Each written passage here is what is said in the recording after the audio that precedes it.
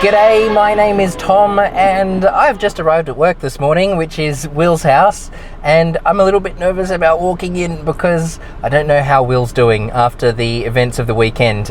If you didn't see, Will was racing in the Porsche Esports Cup All-Stars race, which is a pretty big event. A lot of people watching. It was the first real test we had for the new system.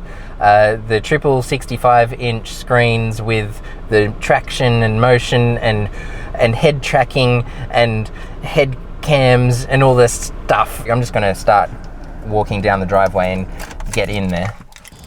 So it was the first big event that we've done on this system, and we did hours and hours and hours of testing with brilliant stability. It was all looking good, complicated and stressful, but good. It worked. And then at the critical moment, it all kind of fell apart. So the computer basically restarted right when it mattered most. So I'm gonna head inside and find out where Will is up to with his troubleshooting, see if he's got any leads on why it happened. And then we might just take a look at what exactly it takes to get this system up and running. There we go, unlock the door. Because I get overwhelmed just trying to remember to open up SimHub, turn my wheelbase on, and hit no on the OpenVR prompt starting up iRacing. So we'll have a look at everything that has to happen. Is Jasper. All right, let's head in. William. Oh, hey. Hello. How you doing? Good, how are you? Oh, yeah? Yeah. Yeah, big weekend, hey? Tell us about it. What's happened? Oh, let me bring this microphone over first so you guys can hear me properly. Oh, yep. Hit record on that other guy. Yeah, cool. There we go. So yeah, I started streaming at about 3:45 in the morning, so I was already pretty tired. I'd been up all night getting everything up and running. And yeah, we basically I stress tested the whole system and I was feeling pretty confident. I had good pace. I was, up with the fastest sort of 4 or 5 guys in terms of raw pace. So I was really looking forward to the race. And then I guess we'll start from the very beginning. A couple of strange things happened in the practice session before we'd even started streaming. So the practice session started 2 hours. So it started at 2:30 in the morning, which was, about an hour and 15 minutes before we started streaming. And a couple of times I was driving along and suddenly everything froze up for a couple of seconds. And then I found myself back in pit lane, like you press escape in the sim, which is something that's never, ever happened before. And those who watched the stream would have seen, I said a couple of times, this has never happened before, except it just happened to me. Like I said a couple of confusing things in the stream because I was so flustered. But yeah, it did a couple of really strange things in the lobby beforehand, which kind of got me a little bit anxious and a little bit nervous. So I was already kind of thinking things might go a little bit wrong before we even started the stream. Started streaming, did the driving briefing and everything. That all kind of happened at the same time as well. So it was kind of trying to tee all that up. And then, we were doing practice. We were actually on track with Jimmy Broadbent at the time. And you guys would have seen, I was driving along behind him and suddenly the screens just went black. It kind of froze for a few seconds. The screens just went blank. Which, occasionally you get a game crash or something like that. You might get a blue screen. It happens. But yeah, screens went completely black and then the PC just rebooted and you guys saw it came up with the booting screen and everything. So that was in the first practice session.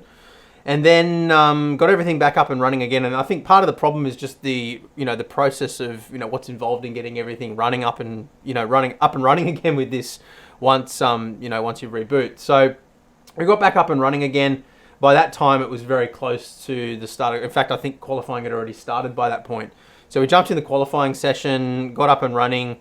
We had problems with the force feedback not working properly and motion tracking not working properly. So I just barely got a single lap in the qualifying session. It was a decent lap, but it wasn't a wonderful lap. It wasn't the slowest lap. I think I qualified like 9th or something. Oh yeah, that's pretty good. Out of 13. So, considering what was going on, I was pretty happy with that. It could have been a lot worse. But then the PC crashed literally like 3 seconds after I crossed the start line a second time. And by that time, we only had like 4 or 5 minutes until the first race was starting. So, it was quite exciting to watch. It was like, yeah. Did that lap count? Did that lap count? So that was the point where I decided, no, I just need to focus on trying to get up and running for the race. So I abandoned the stream at that point. So you guys never actually got to see me streaming any of the racing, which sucked, but at least you had the main broadcast. So anyway, managed to get back and running, and I hit grid up, and I actually saw it say 0 seconds remaining. So I hit grid, and it was literally like green light, go.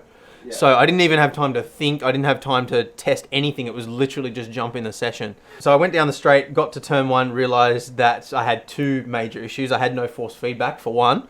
And the track IR, it was working, but it was set to the wrong profile. It was set back to the default profile, which actually makes things worse than not having it running at all.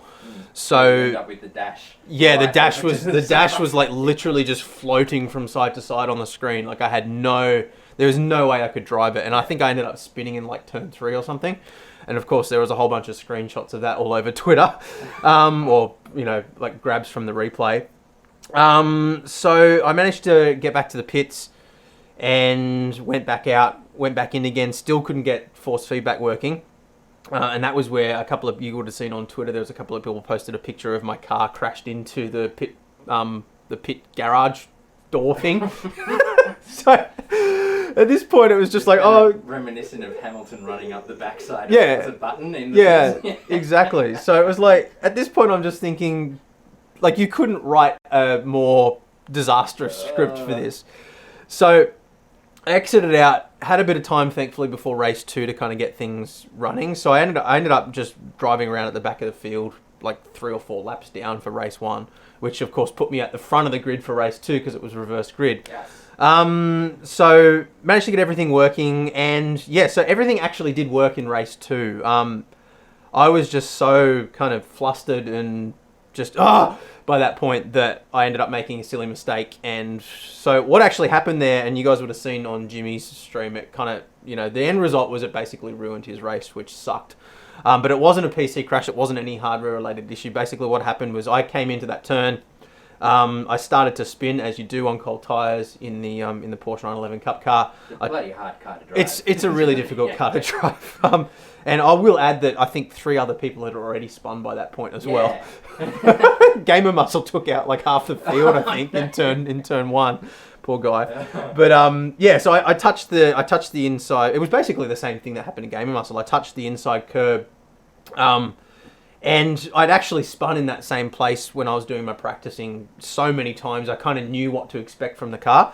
So given I was in second position at that point, I knew that there was going to be a bunch of people behind me. The car started to rotate, started to spin. And normally what happens is the car will spin 180 degrees and point you facing backwards on the track, and you end up, being across the entire track or something. So that was what I was trying to avoid happening.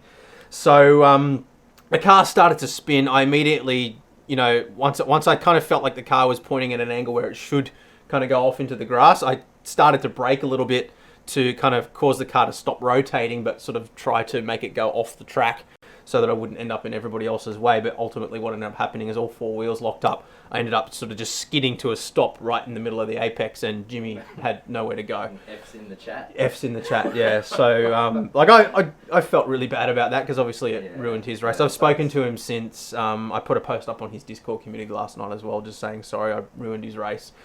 But it wasn't anything PC hardware related. It was just a combination of everything else that had happened, me just being flustered, and I just made a mistake, and unfortunately it ruined my race and his race. So that was what happened. But I guess the big question is what actually caused those PC crashes. Yeah, have you got any leads? I spent all day and all night yesterday, so I've basically not slept again.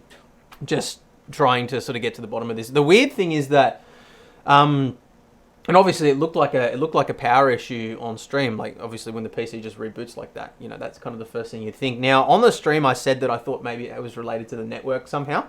The reason I said that was because that was the only sort of, I guess, variable because remember we've been testing this thing for like 40 hours beforehand, and I'd actually been sitting at, with an AI race going for a couple of hours before the practice session started last night, just to make sure that everything was stable, because this was the first time we'd tried, doing a stream or recording anything properly with the 3090 installed in the sim racing PC. So, it was a little bit untested in that regard. But Yeah, so I thought that maybe the only difference was that we were running an online race, so we did have the latency and some of the some of the effects of that factoring in as well. And one thing that I have noticed sometimes in online lobbies is that your 1% lows sometimes in terms of frame rate do get a little bit lower. So I thought that maybe it was a combination of something like a bit of a latency, a bit of a hang in the game that caused some sort of a buffer underrun or something like that. Obviously, when we've got all the other software running for things like the V-Box, the steering wheel, the wind simulator, the motion platforms, there's all these other software tiles that have got to be running. So I thought maybe it was some sort of a communication issue that caused some sort of a CPU lockup, or I don't know. There's a million things it could have been. But yeah, that was why I kind of said maybe it was a network issue on the stream, because that sounds a bit weird to people, because a network, if a network drops out, it doesn't cause your PC to reboot. So that was the reason I said that. But and I want to say at this point as well, thank you so much to all the guys from the community that did help out. One guy even sent me a video that he'd made of a bunch of suggestions, which was amazing. So I really do appreciate all the suggestions that you guys gave me. And I think that a couple of them actually did end up giving us some leads. So what I've been doing, and I've actually changed a bunch of things. Yeah, let's see what you got going over here. Yeah, so at the moment I'm just running I'm running a CPU stress test. I've updated the BIOS. I've actually lowered my overclock on the CPU as well, back down to 5 gigahertz from the 5.1 I was running before. Yep. The CPU was getting a little bit hot. It was kind of, with all the other software and everything running for the V-Box and motion platforms and everything, we were sitting sort of sustained 60% load on the CPU, which does, it was sort of pushing it up into that sort of 70, 75 degree mark on some of the cores, which is perfectly, within reason. And, this is the clock speed that we've been running this PC at for 18 months now. It's never, ever, ever once frozen on me with the old system. So I don't think that it was related to that, but I've lowered the overclock, lowered the V-core to bring it back down to lower temperatures anyway. And you can see now under a stress test condition in OCCT, we're sitting at sort of mid 60s, which is perfectly fine. So I don't know whether it was related to that. I've also lowered the overclock or taken the overclock on the 3090 completely off as well. But again, I tested all these things one by one, because obviously if you change more than one thing at once, you don't know what it is that fixed the problem. But I haven't been able to replicate the issue. I think we'll probably end up doing another live stream at some point, maybe this week, just doing a session where you guys can jump in with me and we can test this out a little bit more and see if we can make it happen again. Try and get 60 cars around Nordschleife. Yeah, something that's really going to push it. One of the things I did do last night was a 60 car grid with AI, which pushes the CPU even harder, because it's having to draw all those cars and do the physics for them. And again, the frame rate was low. The frame rate was like 50 frames a second. With everything maxed out, but I couldn't get it to fail. So, but then it didn't fail before either. So I don't know. But one big lead that I did have, if you have a look here on IQ, which is the power supply or Corsair's control software for various different things. One of the things, and this was suggested by you guys as well, so thank you very much. If you go into settings, you've got single rail OCP and multi-rail OCP. So it was set by default to multi-rail OCP, which is overcurrent protection. And all of these things were switched on. Now, what we had was a limit set to 40 amps per power rail. So these are the 12 volt power rails. And you can see here now, just under the regular stress test, we're sort of sitting at about 7 amps load. And if we go back to the dashboard again, you can see the total power draw out is 400 watts, and that's just a CPU test, so it's not really doing much on the GPU side. But this is a 1200 watt power supply, so it's well under the limit. But what I did notice when I did some stress testing in iRacing, trying to sort of reproduce the same thing, some of these, all of these OCPs were switched on, and you can see they're set to a 40 amp limit. Some of those rails were actually seeing spikes of up to about 38 amps, I could see. And then you can see the refresh rate is quite low on this as well. So it's perfectly reasonable that you'd get transient loads that go up over that 40 amp mark. And I've read quite a bit overnight as well on the 3090 specifically saying that, even though it draws sort of 250 to 350, maybe 400 watts if you overclock it, you do see transient spikes in wattage up to maybe even 600 watts. So that could definitely account for the behavior. And I did a bunch of reading on Corsair's forums as well. There's been quite a few other people that have seen similar issues with this particular power supply. And basically what happens is as soon as you go over that overcurrent protection limit, it cuts power to everything, which would explain why this whole system just shut down like that. So we've got these two modes here in IQ, single OCP or single overcurrent protection, or multi-rail OCP. So multi-rail OCP sets an overcurrent protection per rail, whereas single OCP sets a current protection for the entire system as a whole. So basically it's not going to trip until it gets to, I think it's about 100 amps. So 12 volts, 1200 watt power supply would be 100 amps. So theoretically switching that to single OCP should stop the issue that we had with the power tripping.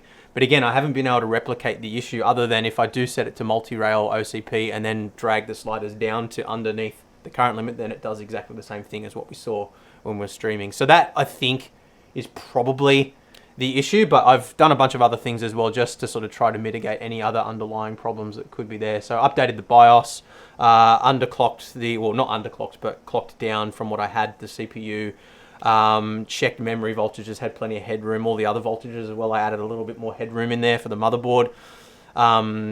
You know, the VCC-IO and VCC system agent voltages have both been increased a little bit. I clocked the 3090 back down to stock clocks as well. But I think that really the issue as far as, you know, racing and the stream is concerned was just the fact that I think what happened was it was probably a pretty simple thing that went wrong and something that could have happened to anybody that really had nothing to do with the complexity of the overall setup. I mean, there's plenty of people at the moment that are complaining about random reboots with 30 series graphics cards. So it seems to be a pretty common thing.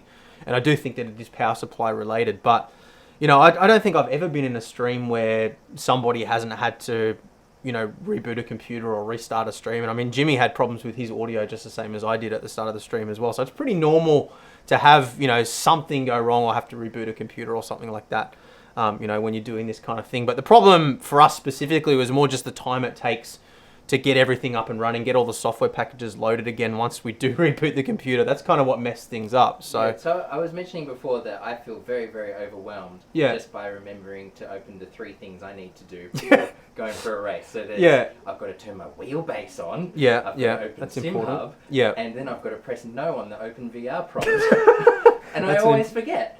So you sit there at 5% loading and you're like, why isn't the game loading? Exactly.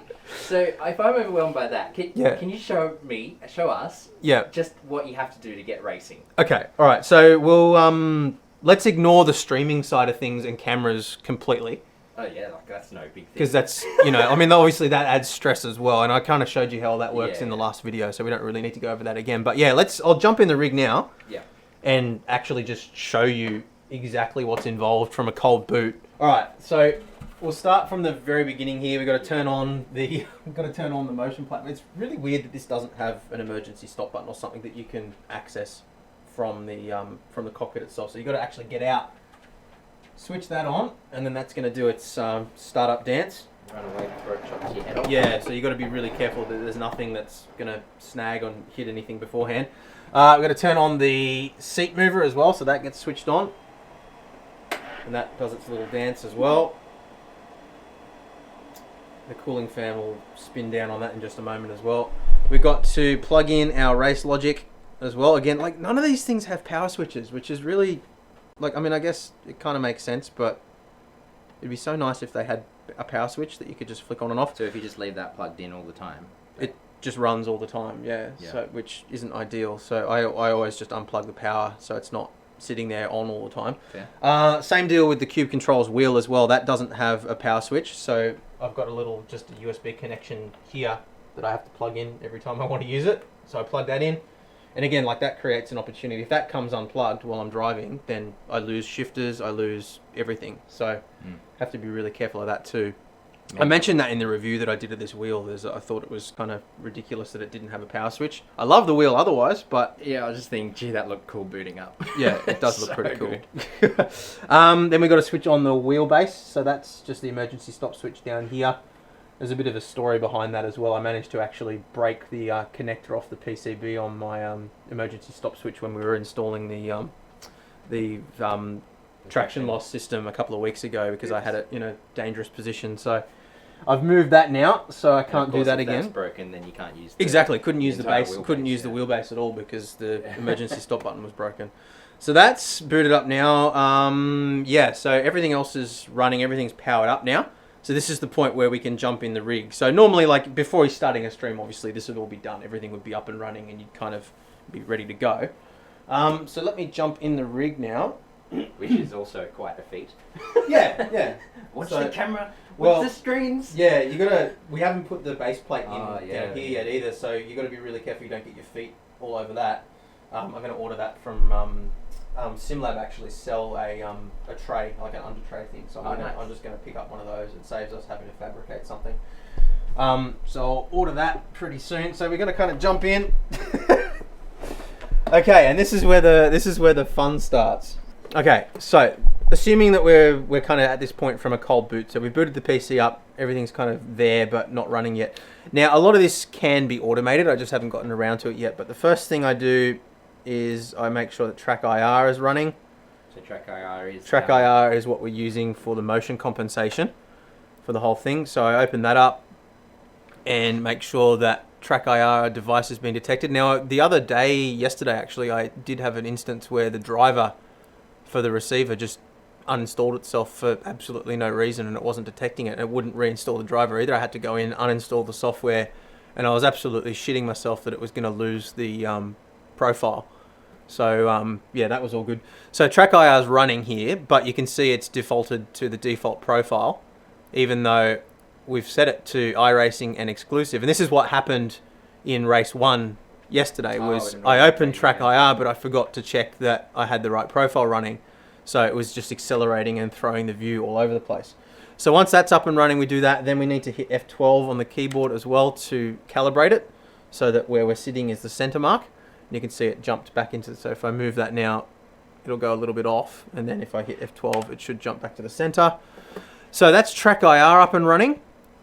Then because we were streaming yesterday as well, we had to, and because we were in the All-Stars race, we had to have TeamSpeak running as well. Normally that wouldn't be a problem, but I had to have TeamSpeak running, had to make sure I was in the right server for that as well. And that was obviously really important because we needed to be able to hear race control. Got your press to talk buttons all mapped? Yeah, push to talk and everything. That's all mapped all the time though. That kind of doesn't reset itself. So that wasn't a problem. That all worked. But that is all stuff that I had to check beforehand, making sure that volume levels were right, that I could hear myself through the microphone, you know, all those little things. So then we can minimize that. Then I need to open up, and there's an order that you have to open these things up as well. Otherwise, UDP data conflicts and stuff like that. So we open up SimHub next.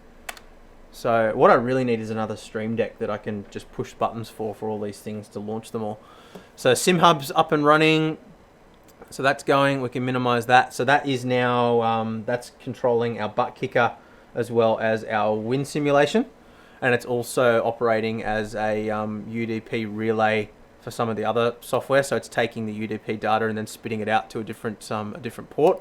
So we can minimize that. Then we need to get I was also running the RaceLab app as well, because that was what was feeding the telemetry data. So we'll open up RaceLab. And that is now uninstalled itself again. This keeps happening too. So, and this actually did happen. So we have to go back to the download folder, go back to, where is it? RaceLab app setup. How does the program just uninstall? I don't know. Like, it keeps doing this. So this actually happened yesterday as well. So it's a good example. I had to reinstall this again just to get it running. So the icon's there, but yeah. And then as soon as you install it, it works and it's fine again. But so it only takes a second, but again, it's another thing that you've got to do. So that's all up and running now. That's we explained how this works in the video the other day, how the telemetry goes from this PC to the streaming PC. Okay, so RaceLab is up and running. Then we need Ultimate Game Tech for the display on the steering wheel. Now, if we don't have Ultimate Game Tech running, then the paddle shifters and the sequential clutch. What am I talking about? The dual stage clutch doesn't work. That throws an error for UDP conflicts, but that's only for certain games. It doesn't involve iRacing, so that's not a problem there. So this is all set up with default profiles and everything, so this is fine. We don't need to make any other changes here. We also need to load TrueDrive for the SimiCube, so we run that. get that open. And that will load our default profile, which is iRacing. So that is now our force feedback up and running. I didn't run IRFFB because that was one extra thing that I didn't want to have to worry about. So I didn't bother running IRFFB. So what exactly does that? IRFFB basically takes the telemetry data out of the sim and uses it to create additional effects through the force feedback, like understeer effects and things like that aren't in the normal direct 3D. Direct 3D, what am I talking about? I can't think of the term now, but the direct input is what it's called. So yeah, it basically adds additional force feedback stuff. So it's quite good, but it does add a little bit of latency. So I've been running it sometimes, but not always. But for streaming and racing and stuff like that, it's a little bit too sketchy and a little bit too unreliable for me. So I haven't been running it in races. So that's all up and running now. That's good. So we've got this is normally where I kind of do a bit of a mental check. Well, I've been keeping count of how many steps there are so far. 5,600 so far. So we've got the motion running. We've got the V-Box. Oh, we don't have the V-Box yet, so we need to open the V-Box. So that's another piece of software. So we type in V-Box, get that running. And this is why I kind of ended up just abandoning the stream, because I didn't have time to get that running as well as all of this stuff. I didn't end up running the V-Box. I don't think I even ended up running the display on the wheel for race 2. I just didn't have time. Okay, so V-Box is up and running now as well. So we've got Track IR, we've got Ultimate Game Tech, we've got Sim Hub, we've got V-Box, we've got True Drive, and I think that is everything that needs to be running there. Obviously, then we need to check our levels for the streaming, make sure our microphone's in the right spot, make sure our cameras are in focus, and that's all set up. And then we can go into iRacing. All right, we're there. Let's see if it works. Yeah, let's see if it works. So this is what I was trying to do, and get back into the race. While streaming? While streaming, yeah, as well. So it was pretty stressful. Fair enough. Okay, so replays. And when you put this into perspective, I mean, a few months ago, we didn't know if any of this was going to be possible.